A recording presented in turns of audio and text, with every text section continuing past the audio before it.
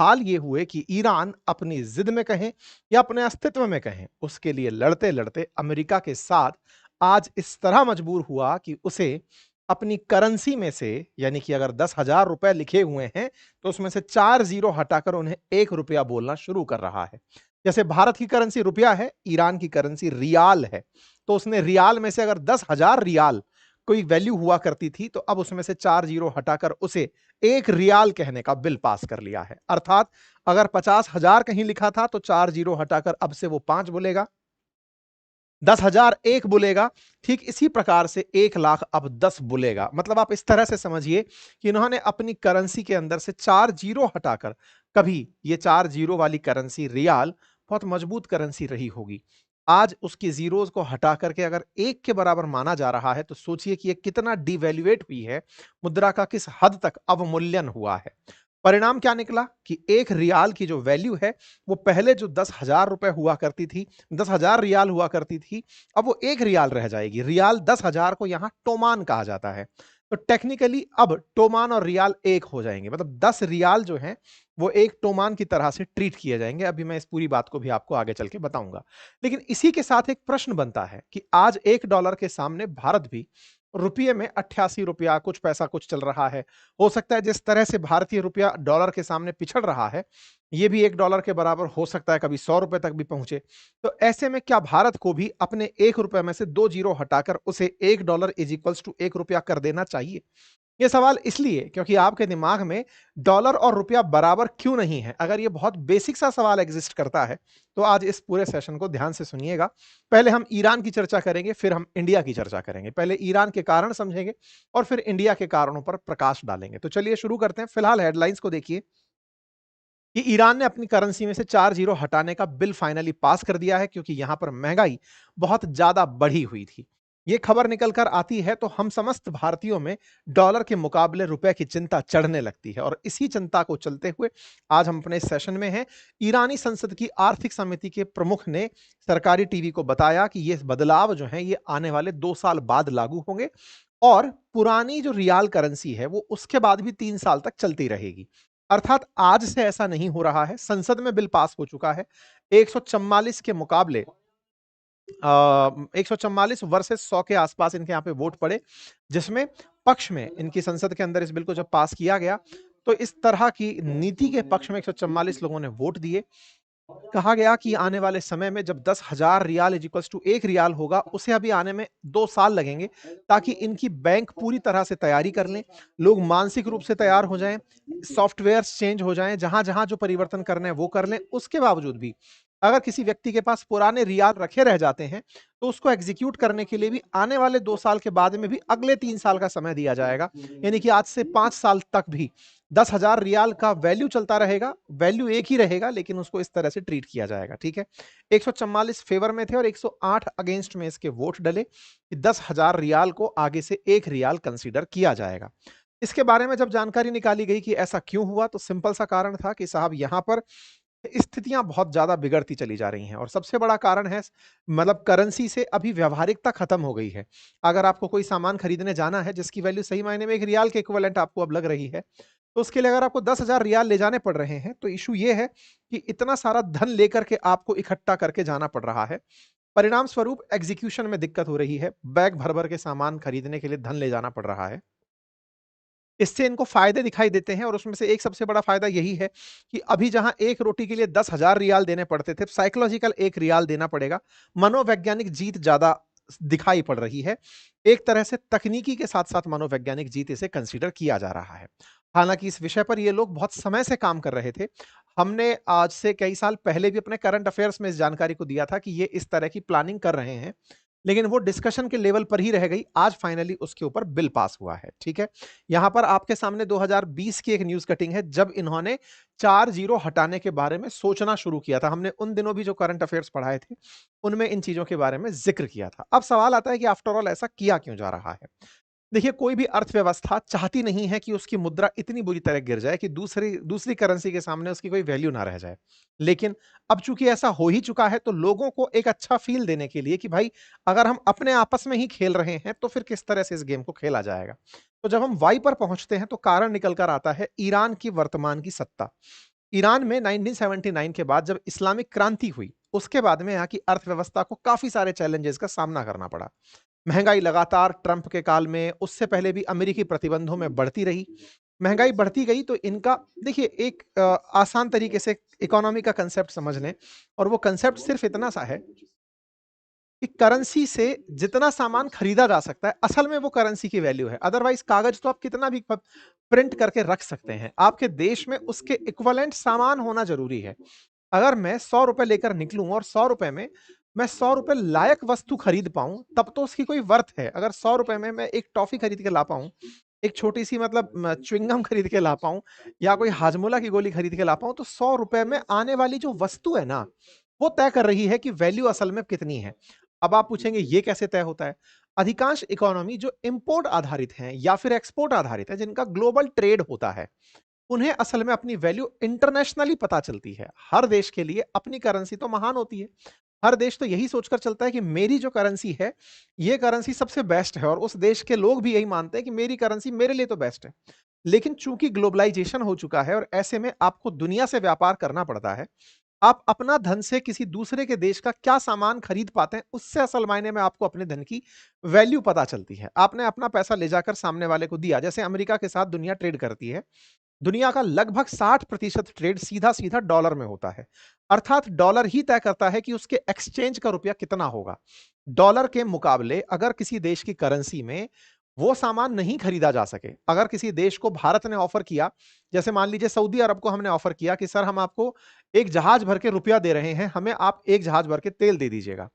तो वो कहेगा कि ये रुपये को मैं चलाऊँगा कहाँ? रुपया सऊदी अरब में नहीं चलता है, हमारे यहाँ हमारी करेंसी चलती है। तो ऐसे में आपको हमें ये रुपया डॉलर में कन्वर्ट करके देना होगा क्योंकि ग्लोबली डॉलर एक्सेप्ट किया जाता है। तो एक तरीके से डॉलर दुनिया की एक वैश्विक मुद्रा बनकर सामने आई। डॉलर वैसे तो अमेरिका की मुद्रा है, लेकिन अमेरिका ने उसे दुनिया में इतना प्रसारित कर दिया अपने प्रभाव से कि लोगों ने उसे स्टैंडर्डाइज कर लिया कि अब हम डॉलर में व्यापार करेंगे। तो अंतर्राष्ट्रीय व्यापार डॉलर में होने लगे और जब अंतर्राष्ट्रीय व्यापार डॉलर में होने लगे, डॉलर की ही स्वीकार्यता होने लगी। अब आपने अगर दिमाग लगाया फिर ये कहें कि नहीं सर ऐसा अगर हो जाए, हम उनसे कहें कि आप हमसे अपनी करेंसी में सामान दे दो और हम आपको अपनी करेंसी में सामान दे देते हैं। फिर से वही सवाल, आप करेंसी एक्सचेंज कर भी लें तो उससे 2 बड़े सवाल पैदा होते हैं कि क्या सामने वाला देश आपसे उतना ही माल खरीदने को तैयार भी है, जितना आप उससे खरीदना चाह रहे हैं? क्या व्यापार में संतुलन है? आंसर आता है नहीं। दुनिया के बहुत से देश व्यापार जिन देशों के साथ कर रहे होते हैं, उनसे संतुलित नहीं रहते। आसान भाषा में समझिए, अगर भारत रूस से सामान खरीदता है तेल के रूप में, तेल खरीदता है, लेकिन रूस हमसे उतने ही धन का अपने लिए कोई सामान नहीं खरीदता, वो चाइना से खरीदता है। ठीक इसी तरह से भारत अमेरिका से व्यापार करके लगभग $40 बिलियन साल का कमाता है। हम उस धन से किसी और देश के साथ, चाहे चाइना से, चाहे रशिया से, अपनी ज़रूरत का सामान खरीदते हैं। तो हम किसी एक व्यापार के साथ व्यापारिक मुनाफे में हैं, किसी देश के साथ, किसी एक के साथ व्यापारिक घाटे में हैं। तो व्यापारिक संतुलन दुनिया में स्थापित नहीं है। ऐसे में किसी ऐसी स्वीकार्य मुद्रा की निर्भरता बढ़ जाती है जिससे व्यापार किया जा सके और यही स्वीकार्य मुद्रा दुनिया के लिए फिलहाल डॉलर हो रखी है। हालांकि आईएमएफ ने 5 मुद्राओं को वैश्विक रूप से स्वीकार्य मुद्रा के रूप में रिकॉग्नाइज किया हुआ है। आईएमएफ इंटरनेशनल मॉनेटरी फंड जो दुनिया में डेट क्राइसिस के समय मदद देता है। ऐसे में उन 5 करेंसीज में डॉलर का नाम सबसे ऊपर है, उसके बाद यूरो का नाम आता है जो कि यूरोप की करेंसी है। इसके बाद में पाउंड का नाम आता है, पाउंड स्टर्लिंग जो कि यूके की करेंसी है। इसके बाद जापान की करेंसी येन का नाम आता है जिसमें अंतरराष्ट्रीय व्यापार किए जा सकते हैं। आईएमएफ रिकॉग्नाइज करता है कि आप डेट क्राइसिस में उसका यूज कर सकते हैं क्योंकि उसने उसे एसडीआर में, स्पेशल ड्राइंग राइट्स में रखा हुआ है। और अंत में चाइना की रेन मिंबी जिसे आप युआन कहते हैं उसका नाम आता है।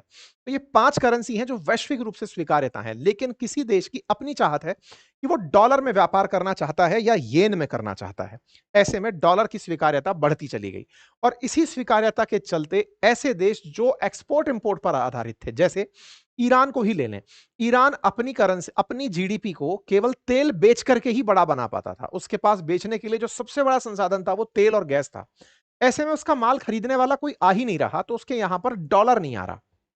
जब डॉलर नहीं आ रहा तो उसकी जीडीपी नीचे बैठती जा रही है। अब ऐसे में जब आपके पास में खरीदने के लिए तो कोई माल नहीं आ रहा, लेकिन आपकी ज़रूरतें जस की तस बनी हुई हैं। आपकी ज़रूरतें जस की तस बनी हैं मतलब आपके लोगों को आज भी विदेशों से सामान खरीदना है, चाहे अनाज खरीदना है, चाहे फल खरीदने हैं, चाहे उन्हें विदेशी वस्तुएँ खरीदनी हैं, फ़ोन खरीदने हैं, कार खरीदनी है, तमाम इलेक्ट्रॉनिक गैजेट्स खरीदने हैं। तो आपके इम्पोर्ट बिल तो ज़्यादा हो गए, एक्सपोर्ट बिल आपके हैं ही नहीं। ऐसे में आप कर्ज में चलते चले गए। कर्ज में चलते चले गए से मतलब आपने दुनिया से लोन लिया और लोन लेकर अपना देश चलाना शुरू किया। जब अपना देश लोन पर चलना शुरू हुआ, आपके पास जेब खाली होने लगी। खाली होने लगी से मतलब है कि आपको अब एक फ़ोन खरीदने के लिए भी, क्योंकि कर्ज का पैसा है, तो आपको एक फ़ोन खरीदने के लिए भी जो पहले धन देना पड़ता था, उससे अब ज़्यादा धन देना पड़ रहा है। अर्थात जो वस्तुएँ उपस्थित थी, उनके लिए अब आपको ज़्यादा धन देना शुरू करना पड़ा, क्योंकि लोगों की पॉकेट्स में अब वो जो धन जिससे चूँकि वस्तु ही उपलब्ध नहीं है, उल्टा समझ लीजिए कि आपको एक्सपोर्ट के नाम पर तो कुछ बचा नहीं।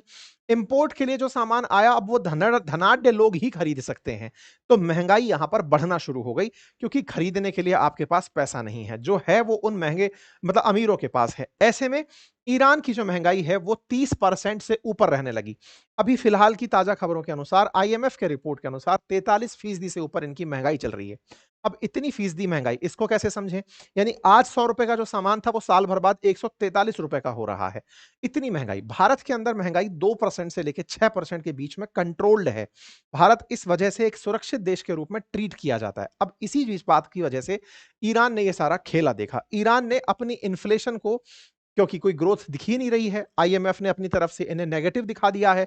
एक्सपोर्ट के नाम पर तेल बिक नहीं रहा है, इंपोर्ट आ नहीं रहा है। जो इंपोर्ट के लिए महँगाई बढ़ती जा रही है, तो 43% के आसपास रिपोर्ट किया गया। दुनिया में 3 सबसे महँगे देश, जहाँ इन्फ्लेशन यानी आज 100 का माल है, पता चल रहा है कल 200 का हो, ऐसे देश के रूप में निकल कर आए वेनेजुएला, सूडान। वेनेजुएला तो 255% की इन्फ्लेशन लेकर चल रहा है, 100 का माल 350 में। सूडान 75% और तीसरे नंबर पर ईरान का नाम निकल करके आया। तो इसी वजह से ईरान की करेंसी गिरती चली गई, क्योंकि उस धन से कुछ खरीदा नहीं जा रहा था। आप खूब रियाल लेकर बैठे तो हैं, लेकिन आप उससे कुछ खरीद नहीं पा रहे हैं, क्योंकि ग्लोबली वो एक्सेप्ट नहीं हो रही है। आपके ही देश के अंदर डॉलर नहीं है, तो माल खरीद नहीं पा रहे हो। तो अब आपके दिमाग में एक प्रश्न आएगा कि सर, ऐसे तो फिर करन इकोनॉमी को बंद इकोनॉमी रहना चाहिए, अगर किसी देश को अपनी करेंसी की वैल्यू बढ़ानी है। बिल्कुल सही सोचते हैं आप। भारत 1991 से पहले लिबरलाइजेशन, प्राइवेटाइजेशन, ग्लोबलाइजेशन से पहले एक बंद इकोनॉमी जैसा ही था। यही कारण था कि हमें एपेक में शामिल नहीं किया गया था। तो बंद इकोनॉमी की वजह से उस समय पर डॉलर के मुकाबले रुपया बहुत मजबूत था। डॉलर और रुपये की कहानी में हम $1 बराबर ₹1 भी सुनते हैं। ऐसे में बड़ा सवाल यह है कि जब हम इतने मजबूत थे, तो अचानक फिर कैसा हुआ कि हम ₹100 तक पहुंचते चले गए? क्योंकि आप वैश्विक प्रतिस्पर्धा में एंट्री कर गए। वैश्वीकरण में जब आप एंट्री कर गए, तो आपको इंपोर्ट भी करने पड़े और एक्सपोर्ट भी करने पड़े। बाजार ने फिर तय किया कि आपके रुपए से क्या खरीदा जा सकता है, और विशेष रूप से ये जो बड़ी आर्थिक ताकतें होती हैं, जिनकी करेंसी चलती, कहते हैं ना अपना तो सिक्का चलता है, तो जिनकी सिक्के चलते हैं, वो इस तरह से दूसरे देशों की इकोनॉमी को कंट्रोल करते हैं। इनकी इकोनॉमी चूंकि एक्सपोर्ट आधारित थी, इनको अपने यहां से तेल बेचना होता था, वो बिक नहीं रहा था, तो धड़ाधड़ इनकी जीडीपी गिरती शुरू हो गई। जहां सन 2000 के अंदर ईरान की जीडीपी यूएई, तुर्की और सऊदी अरेबिया से ऊपर थी, आज वो उनसे बहुत नीचे चला गया है। आज गल्फ के अंदर अगर हम बात करें, तो ये इनके अंदर ईरान जो है वो इन सबसे नीचे की तरफ चला गया है। $341 बिलियन की जीडीपी इनकी रह गई है। यानी कि पूरे देश के द्वारा जो उत्पादित की जा रही वस्तुएं और सेवाएं हैं, उनका कुल वैल्यू $341 बिलियन रह गया है। ये $341 बिलियन होता कितना है? इसको ऐसे समझ लीजिए कि भारत ने यूरोप, अमेरिका और चीन से जो व्यापार किया, वो $341 बिलियन से ज्यादा था। हम इनसे कम से कम इस समय पर 15 गुना ज्यादा बड़ी इकोनॉमी है। आप इससे इसका अंदाजा लगा सकते हैं। अर्थात ईरान धीरे-धीरे डिवैल्यूएट होता चला गया। इनकी करेंसी के अंदर जो कमी है, वो आपको अब समझ में आने लगी होगी। और ऐसा क्यों हुआ कि ये तेल, अब से बड़ा सवाल है कि तेल खरीदने वाला क्यों नहीं मिला? क्यों? क्योंकि ईरान पर प्रतिबंध लगाने वाले देश बहुत सारे बढ़ गए, और वो देश वो थे जो पूरी दुनिया को कंट्रोल करते हैं व्यापार के नाम पर। वो अच्छे खरीदार हैं, पैसे वाले लोग हैं, अमीर लोग हैं। उन्होंने बायकॉट कर दिया कि जाओ, हम नहीं खरीद रहे, और जो तुमसे खरीदेगा उस पर भी हम प्रतिबंध लगाएंगे। इस वजह से ईरान दुनिया में दूसरा सबसे प्रतिबंधित देश बन गया आफ्टर रशिया। आज दुनिया में रशिया सबसे ज्यादा प्रतिबंधित है, उसके बाद ईरान, फिर सीरिया का नाम निकल करके आता है।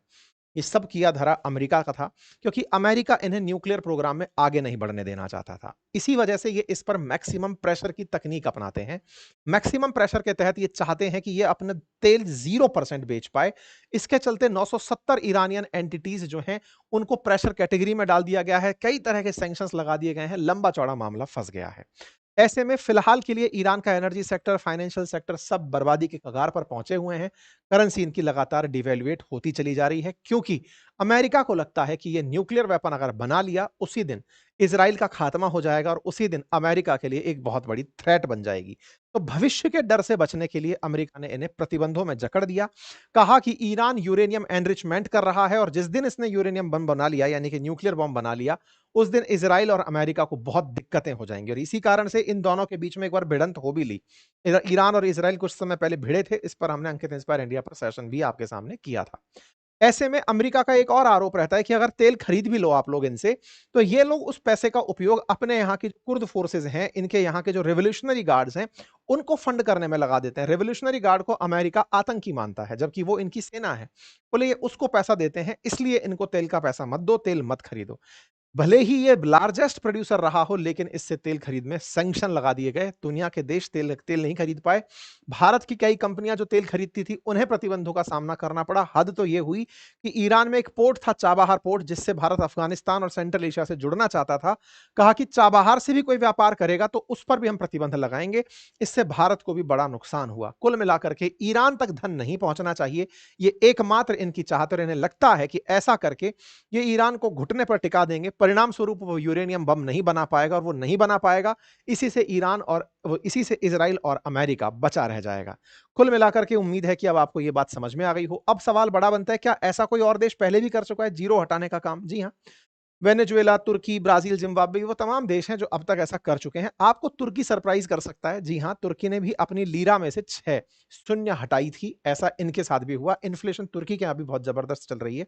मार्केट उनका भी पिटा पड़ा है। लेकिन हाँ, सवाल बड़ा बनता है कि सर, डॉलर और रुपया बराबर अगर इस तरह का हाल हो, तो क्या हम रुपए के ऊपर से भी 2 जीरो हटा दें क्या? बड़ा सवाल बनता है, क्योंकि इस समय डॉलर के मुकाबले रुपए के हाल पस्त पड़े हैं। तो ऐसे में बड़ा सवाल है कि क्या भारत के हालात ईरान जैसे हैं क्या? आंसर है जी नहीं। इंडिया के हालात बहुत अच्छे हैं। अभी हम स्टेबल करेंसी की तरह काम कर रहे हैं। इन्फ्लेशन पूरी तरह कंट्रोल्ड है। इकोनॉमिक ग्रोथ का प्रोजेक्शन भी बहुत बढ़िया है। 6.8% के आसपास हम मानते हैं। वर्ल्ड बैंक 6.5% के आसपास ग्रोथ मानती है। और हमारे पास दुनिया में 5वां सबसे बड़ा फॉरेन रिजर्व भी है। तो हमारे पास विदेशी मुद्रा भंडार भी पर्याप्त है। यह दर्शाता है कि भारत विदेशों के साथ व्यापार में अच्छा है। हम लगातार वृद्धि करते जा रहे हैं, यानी कि हमारी जीडीपी ग्रो करती जा रही है। ग्रोथ रेट हमारी बढ़िया है। हमारी इकोनॉमी बढ़िया से एडजस्ट होकर चल रही है। ऐसे में दुनिया की चौथी बड़ी इकोनॉमी बना हुआ भारत नहीं चाहेगा कि वो अपनी करेंसी से जीरो हटाए, ताकि उसे इन्फ्लेशन को काउंटर करने के लिए तरीका अपनाना पड़े। फिलहाल इन्फ्लेशन कंट्रोल पैमाने में है। हमारी मॉनेटरी पॉलिसी कमेटी की रिकमेंडेशंस कहती हैं कि भारत की महंगाई को 2% से 6% तक ही बढ़ना चाहिए। महंगाई ना बढ़ना भी देश के लिए खराब होता है। तो 2 से 6% एक लिमिटेड ग्रोथ परसेंटेज मानी जाती है। भारत उसी ब्रैकेट में चल रहा है। 1.55% के हिसाब से जुलाई में रहा है। वर्ल्ड बैंक ने भी भारत की ग्रोथ का जो प्रोजेक्शन है वो 6.5% दिया है। उम्मीद है आपको ये जानकारी पसंद आई होगी। और